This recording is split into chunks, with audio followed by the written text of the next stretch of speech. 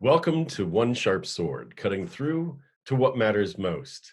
I'm your host, Dr. Wayne Pernell, the Outfluencer and your powerful presence mentor.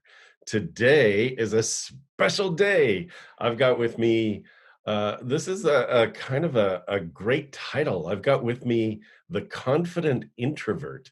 And that title intrigued me, and everything about Stephanie intrigued me. With me today, welcome Stephanie Thoma. So Thank you for having me, Wayne. I'm excited to be here.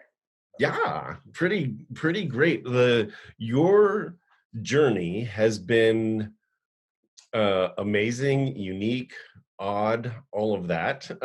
So how let's let's wind back the clock. How did you get to be the confident introvert? Like before you were the confident introvert, you were probably the shy, not so confident introvert, right?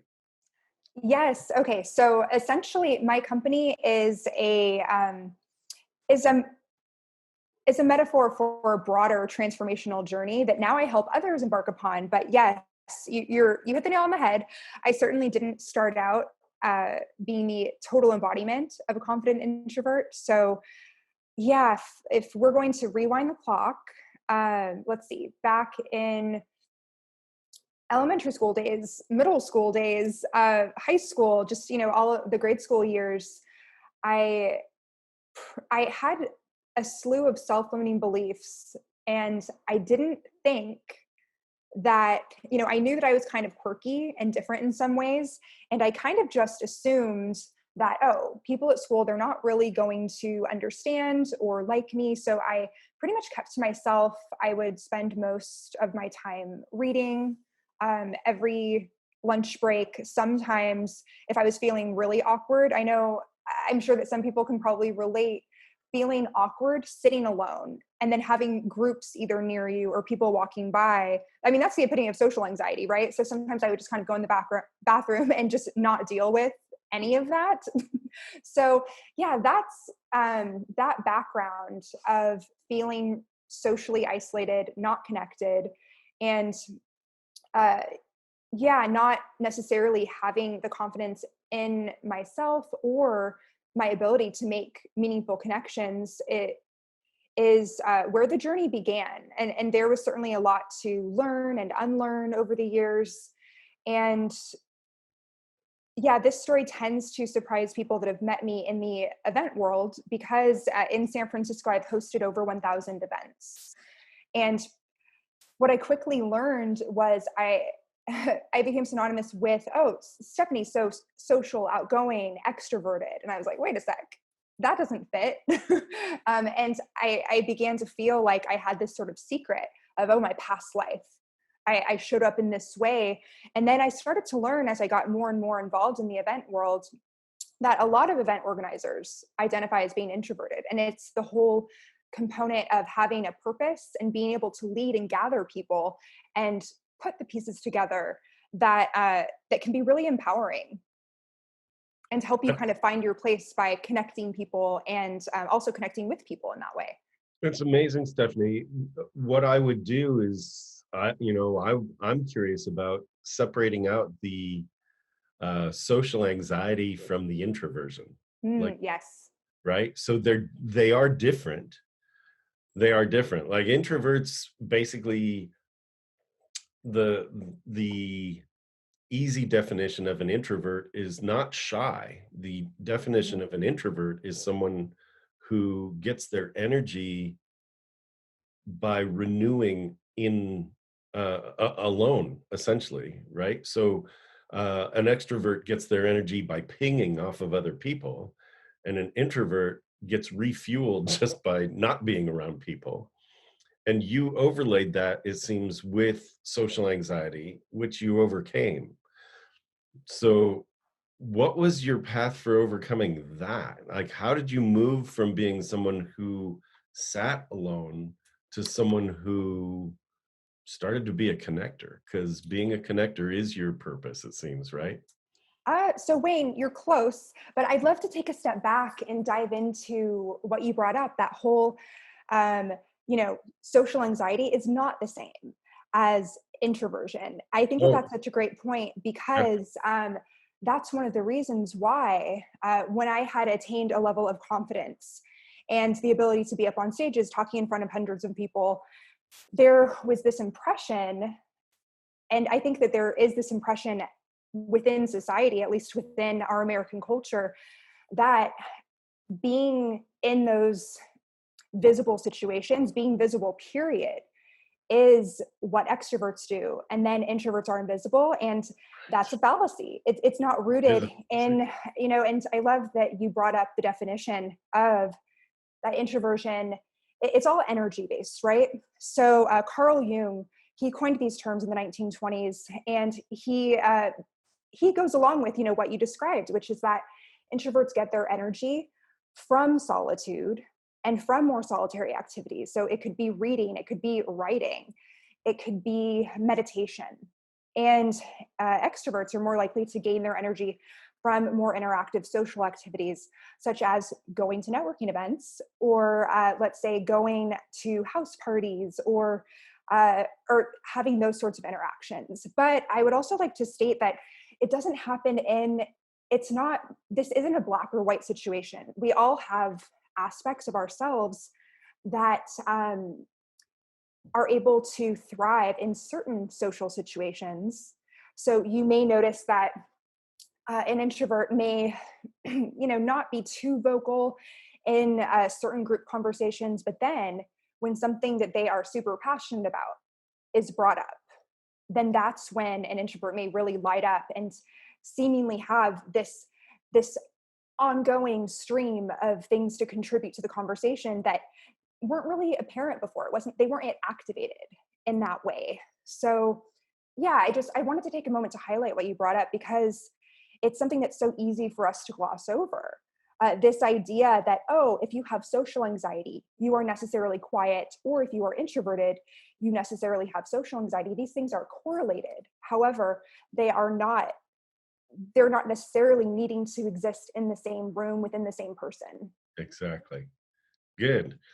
It, it's good. I love that you also said that uh, we're all a little mix of both, right? That I am typically an extrovert, and I know that when I am around people for a long time, if I'm on stage, if I'm giving, if I'm, presenting, I also need like no people time, just like Hmm. no people time. In order to refuel, it's not about people at that point. It's about me uh, being in isolation with my thoughts, with my journal. You talked about writing. That's the introverted part of me that helps me refuel. I Yeah, also yeah. love. Go ahead. Oh, I was just going to piggyback off of that. So that's a term from my book, Confident Introvert. I call it a solitude sandwich. And it's the idea that the activity of being on stage, the activity of being within an event is the, let's say, peanut butter.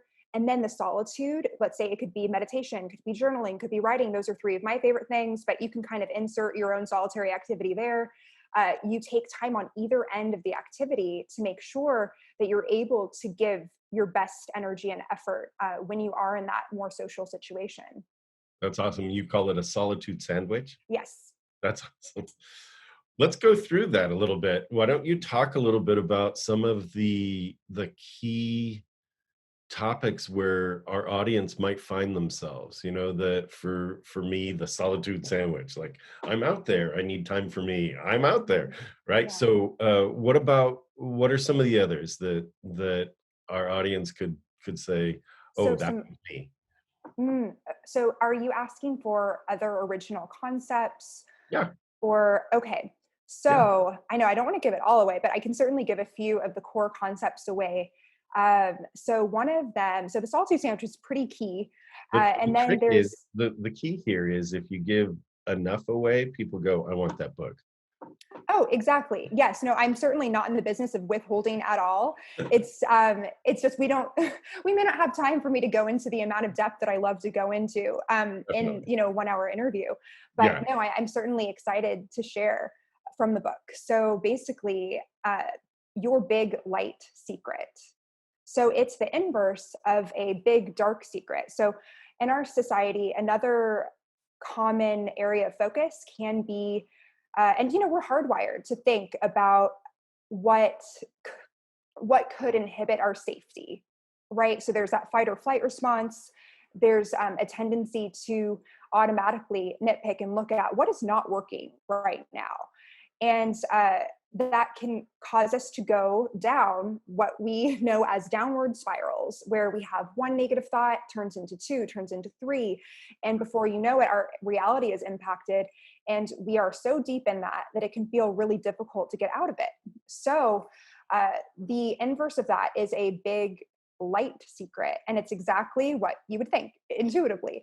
It's this idea of something that you could be hiding.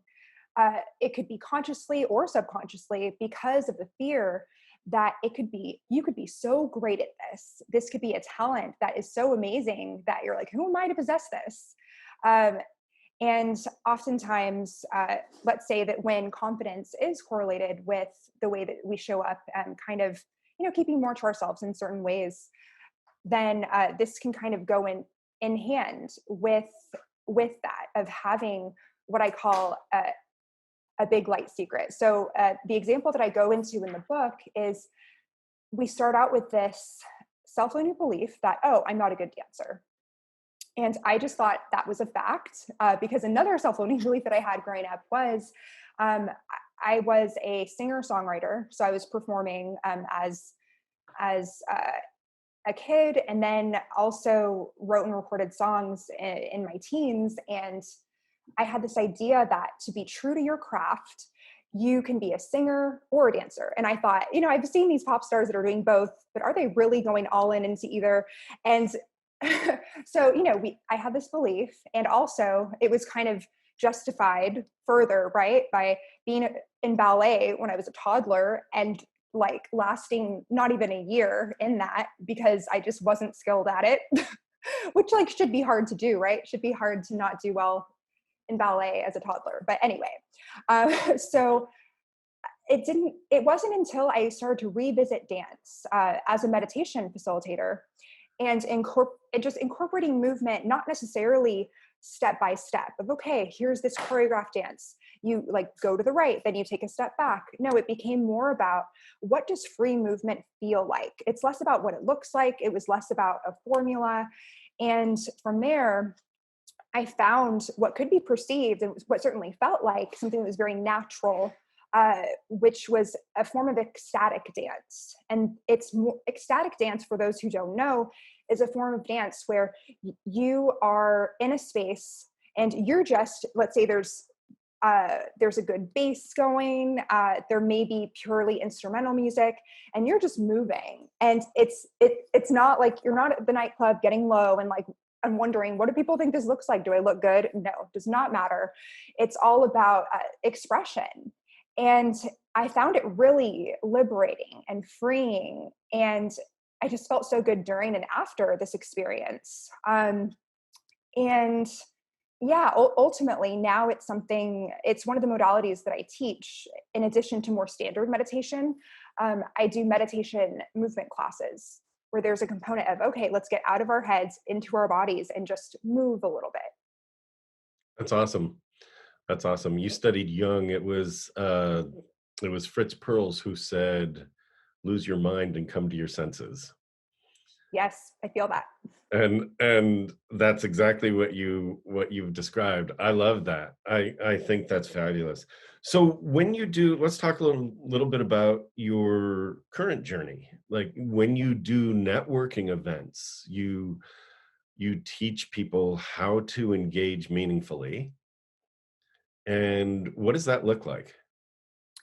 Yes. Okay. So first I'll paint a brief picture of what it doesn't look like. So I I had this idea that, okay, I don't really, and again, these were self-limiting beliefs. I grew up thinking, oh, when you're at events or at parties, you need to be fake. You have to go up to people and bring up something really generic and talk about the weather. And that's what it means to connect on a broad scale. And I thought, I'm not interested in that. No, thanks. But then, when I embarked upon my journey of attending so many events and then eventually hosting over 1,000, what I ended up discovering was that, wait, I can break that paradigm. It doesn't need to be done in that way, again, that I've thought it always had to be done. And so I stay away from small talk questions, such as the weather or, let's say, traffic. And another point to consider is that typically when those points are brought up, it's possible that the conversation will at least start in a negatively skewed way. Because how often people say, oh, the traffic was amazing. I mean, it can happen, but maybe you're more likely to hear from someone, oh gosh, the traffic was horrible. And then you're like, yeah, it was horrible. Oh, let's talk about horrible things, and it just kind of gets you on uh, beginning to connect based on sort of a low vibe, low energy sort of situation. So I prefer to ask really open-ended questions. For example, during the pandemic, right now, of course, I'm in San Francisco, California. We are not having in-person networking events for the past 6 months. It's all been virtual. And one of the conversation starters that I've been leading with and recommend that my clients lead with would be more along the lines of, what has been one hobby that you've picked up during quarantine, or what has been your favorite thing about sheltering in place? These are things that our minds may not necessarily default to unless we train them to. And yeah, they can really help sort of establish a connection with someone that you're speaking with, and kind of get it set on that more positive tone. And this isn't to be confused with toxic positivity, where, oh, just say everything's great. We're in a pandemic and there are fires everywhere. Isn't life just really great? It's like, okay, no, we're not saying that everything is perfect, but we are just choosing to give a little bit more energy, at least with the very first question, to these more positive things. Love that. Love that. I've been on TV pretty much every week in the past few months, and talking about COVID burnout. Mm-hmm. And the questions always come to, well, what do we do about it? And it's, remember that we have choice, remember that you're resilient, and remember that you probably have found some things that you like about the new schedule. So start talking about those. So I love that. I love that your opening questions are, well, what are you finding that you actually are appreciating about sheltering in place? Commute has turned to pretty much zero, and Yes. right, yeah. So that's good. So starting with empowering questions is a great it's a great handshake, right? It's a great first opener. What Yeah. else? Talk a little bit about the networking events. How do you coordinate them? How have you had to pivot? Are you finding that other people are, and pivot is so overused now, Right. and We know what it means, but it's accurate. Unfortunately, it's overused and accurate. So, how have you had to modify the way you do networking events? And are you teaching others to modify the way they engage in networking events? And what tips do you have? How's that? yes. Okay. So let's see. So I'll start with one of your first questions, which is, how is this pivot working? Yeah. And so the key here, I don't even need to call it out, but I will, that everything that was in person is virtual. So that in itself, as a previously self-proclaimed in real life connection advocate, it's on my business cards. Um, I really led with in person, and kind of everything that came with in person to me included connection, authentic connection, not hiding behind a screen, and getting outside of your home and out of your comfort zone. and and of course, most people did not foresee a global pandemic happening during our lifetime. I certainly did not. And so the sort of mission that I had in my life and with my work, it was a little bit shaken up, to put it lightly. But within a couple of weeks of lockdown, I began to create content around remote connection and remote networking. and toured the webinar networking remotely with a few different professional organizations and groups at least once a week for, oh my gosh, what was it? 3 to 6 months. Yes, I just wanted those skills to be accessible to people. And, I will say what has been amazing about that transition is in San Francisco, I certainly would get a global audience showing up in person at, let's say, the Young Professionals of San Francisco networking events that I would host, or the Networking for Introverts workshops that I would host in person, because people would be traveling in and out. There are people who, let's say, would move to San Francisco from different parts of the world. But now in real time, I can have someone in Germany join us from Germany. There can be someone from Singapore, and just, I'd say this is such an opportunity that I've seen with my work that is accessible to all of us, personally and professionally. This ability to connect with people that we otherwise, like we always, and not always, excuse me, we have had the opportunity to connect with people all over the world. However, we are now doing it more than we were previously. And this is kind of just a blanket statement because in the event world, because I know that in the event space, there has sort of been this emphasis on coming together in person, especially being in the tech bubble that I'm currently in San Francisco. There's this idea of sort of standing for something that, kind of contrasts but complements all the technology that's around us. And it did take me a little while. I did have a tech job at one point and got out of there and realized, wait, I don't stand for this. And now here we are at the intersection of that, where it's like, okay, in order to stand for and facilitate connection, then yeah, tech is certainly going to be a huge part of it. It's going to be the medium in which it becomes possible. So part of what I do is light up when someone talks about the purpose, right? And it's like, what do I stand for? That's so great, right? So um, the idea of standing for connection, and being the confident introvert standing for connection is it's great.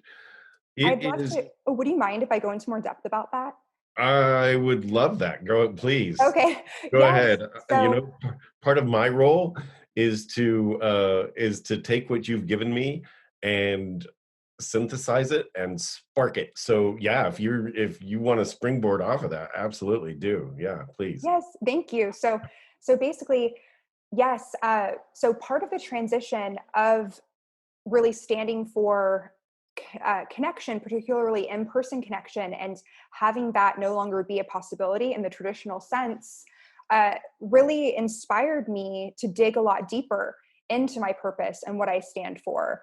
And if it's not in person, then it's like you begin to realize, wait, it's not about the medium, it's not about the vehicle, it's about something deeper. So I recently created a new webinar called Becoming a Confident Introvert that goes into some wellness strategies and a little bit more about my journey, some of which I've shared here. Mhm. And basically, let's see. Oh my gosh, I just lost my train of thought for a split second. Hold on. Oh, never mind. We're back. That was fast. Okay. So Well there's, done. thank you. I'm like, hold on a sec. Okay. So we have connection, which I would say is the trunk. So it's the externally exposed, people see connection. But then below the surface of that is confidence. And then below the surface of that is energy, consciousness. So I would say that on a really external level, from the surface view, it would appear that what I stand for is connection. However, if we look more deeply into all of the layers that make connection possible, then what I really am focused on helping people with, what my purpose is primarily rooted in self-knowing, self-love, self-acceptance. Because people who are introverted can be marginalized and feel like outsiders, and like the way that they show up naturally isn't okay. So I'm here to help people who feel that way, because I certainly have felt that way, overcome that to have a chance to feel confident, to have a chance to connect. Love it. Love it. Consciousness. So from the subconscious, right? So my background being clinical psych, the idea is you bring what's been subconscious to the conscious. You bring consciousness to action. It's the action that gives you confidence, right? Because you have the confidence competence loop. If you try Mm, something and you actually find that you could do it, maybe, kinda, and then you do it again, it's like you could do it. Then there's this confidence that builds. So I love that, the consciousness to confidence to connection. So I've been making notes. If you see me looking down, it's me making notes about all of our conversation. no This is crossword always puzzles. right. Yeah. La, la, la, la. Oh, right. No, this is great. It's because anytime I interview somebody, it always sparks something for me, and this is really fabulous stuff. So, um, what would you say your big next for yourself is going to be? Where are you headed? Yes. So essentially, right now, so it is September 2020 and June 15th, 2020, uh, almost 3 months ago, my first book, Confident Introvert, came out.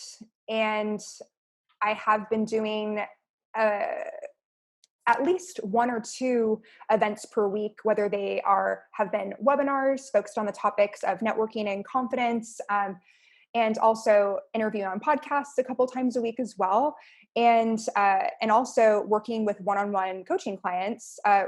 So let's see.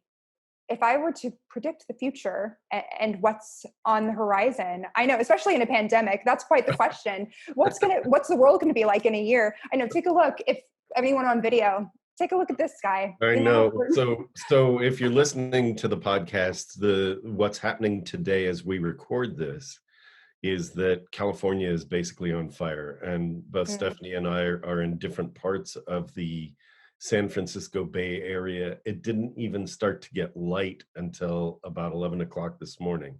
It's not. Uh, It's still dark in San and Francisco. it's still, you're right. It looks sort So of like that. It all the looks like lights are on in the streets, and I mean, this is nothing compared to where the fires actually no are. kidding. Yeah. So But oh, I didn't mean to deflect your question anyway. That no, was it's just a huge buildup. no, So, yeah, we hope for the best for that.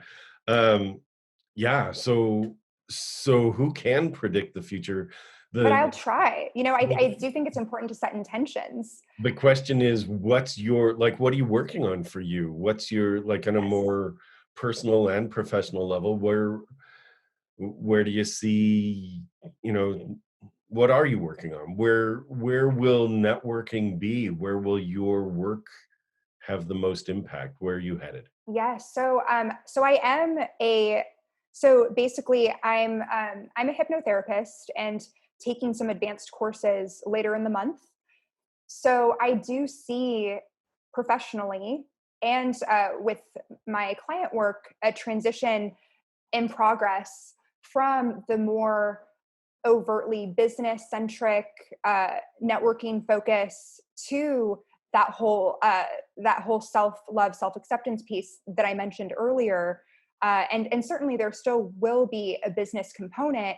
However, I find that the people who are reaching out to me more recently are more focused on self love, acceptance, leadership, stepping into a bigger and more authentic version of themselves. Again, going back to that big light secret, understanding what are the gifts that are hidden that you either can't see or you did see and you were blinded by that light.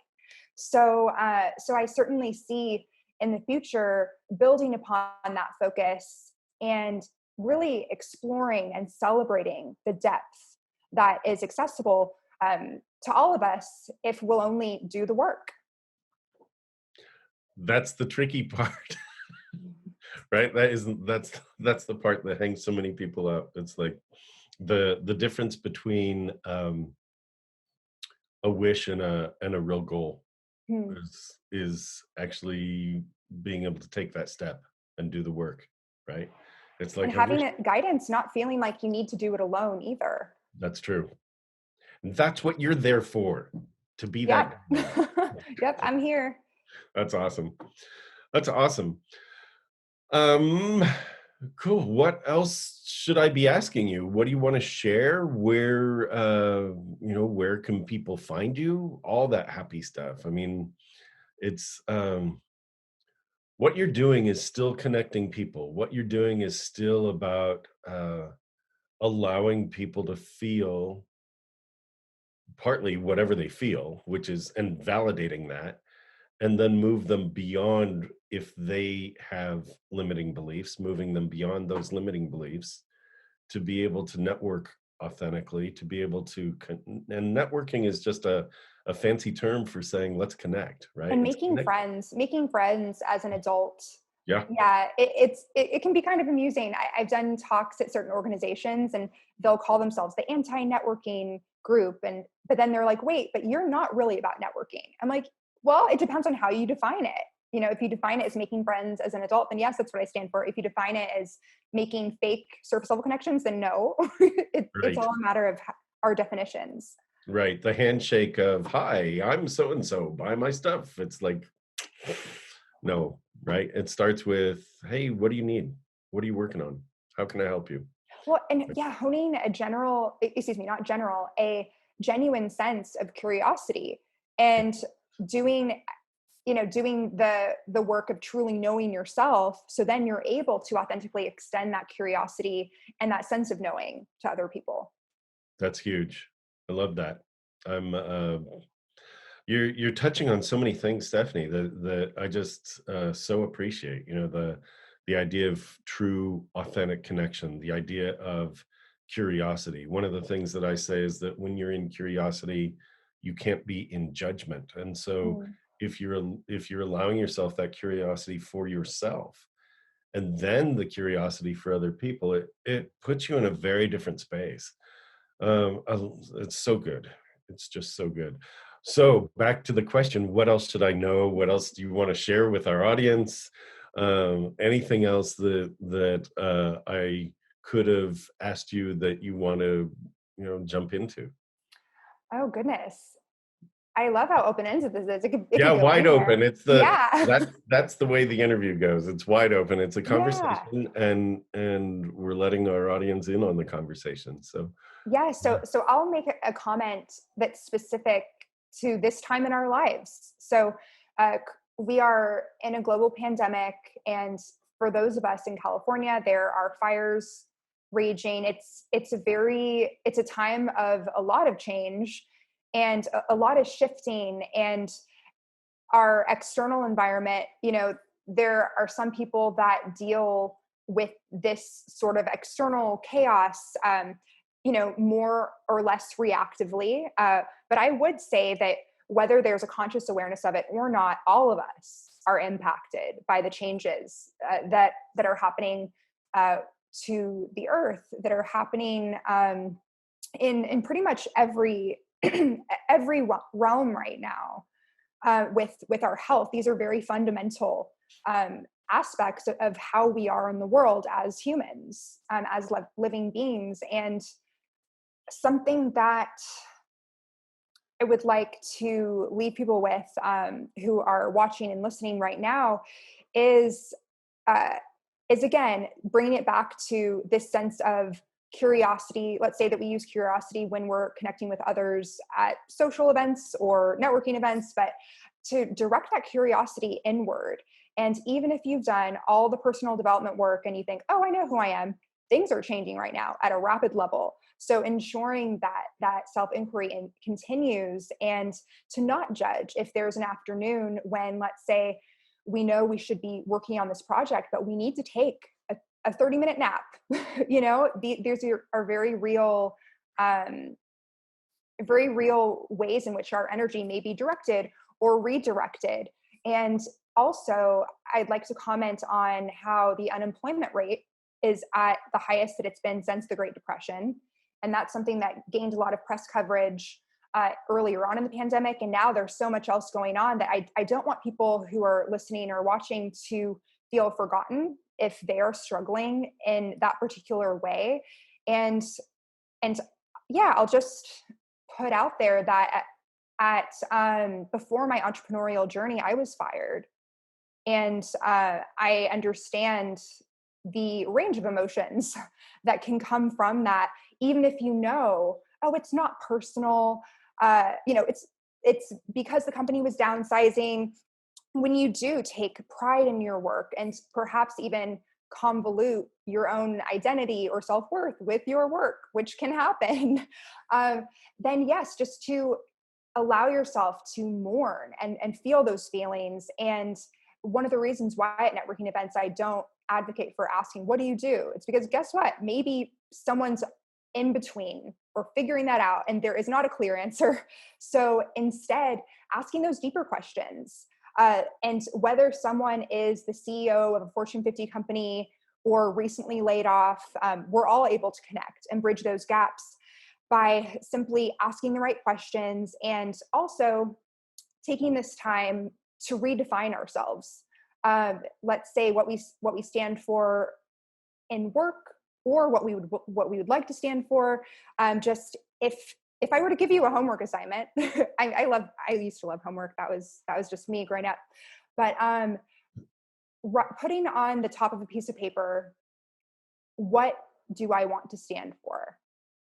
And just free write, uncensored. What do I want to stand for? Just write out. You could write bullet points. You could write a story. And then after you draft that page, then look back. Wait, what am I already doing? You might be pleasantly surprised. What am I totally not doing? And there's no shame in that. But the first step is that awareness and that realization. So yeah, I'm glad that you left it really open to say that, because I don't know that that answer would have fit into the context of a neat question. But that's something that I'd like to leave with everyone. And then, of course, there's contact information that I can share as well. Yeah, let's before you do the contact information, I just want to underscore, highlight, and put a neon sign to that as a great reflective exercise. What do I stand for? What do I want to stand for? Because that's also future based and it's also legacy based. And it's an amazing question. What do I want to stand for? And as you write it down, then to reflect on, well, what am I already doing?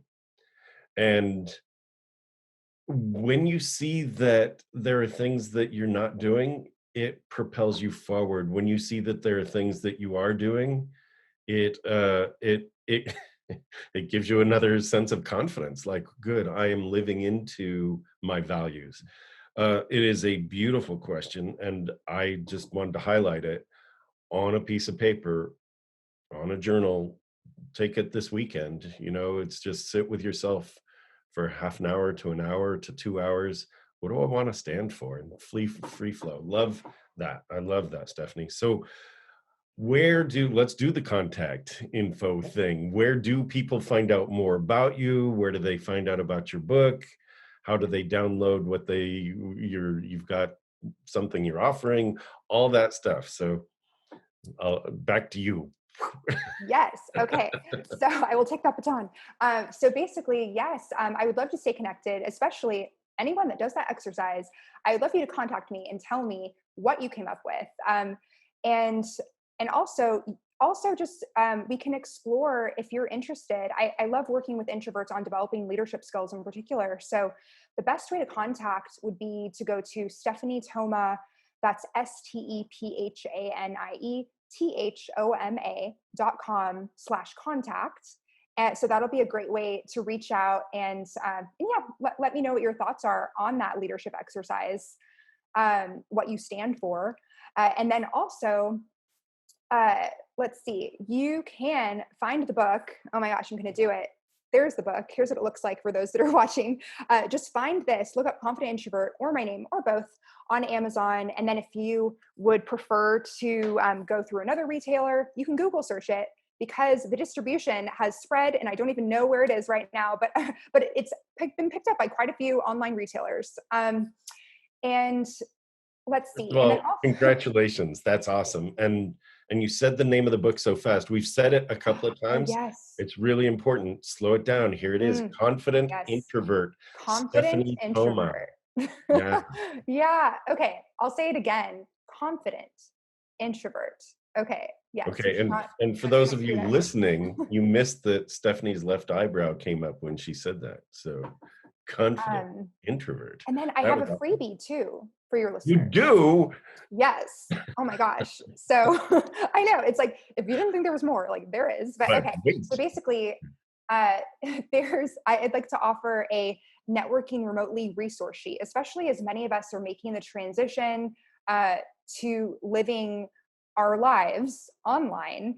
Uh, so I do have that webinar networking remotely, and then I also have a one sheet that accompanies it. And if you'd like that one sheet, you can go to stephaniethoma.com/freebie. Okay. Awesome. We'll have that in the show notes too. So if you missed that or the spelling of Stephanie's name, just hit It's the like show notes. Thomas without the S. I know. It just makes it easier when I say that. Oh, good. Yeah. Stephanie Thoma, confident introvert. Stephanie Thoma, confident introvert. It sounds like this new spy cartoon kind of thing. Ooh, Stephanie that'd be Thoma, fun. confident introvert. It's awesome. Cool. Any other words that you'd like to share with our audience? So I've shared a lot of words, You have. and I think the last couple would be trust yourself. Oh, sweet. That's awesome. I mean, what more is there? That's so good. Great way to end this. Very good. Stephanie Thoma, thank you for joining me. Thank you so much, Wayne. You've asked really great questions. And yeah, thank you so much. It's so good having you here. This is One Sharp Sword, cutting through to what matters most.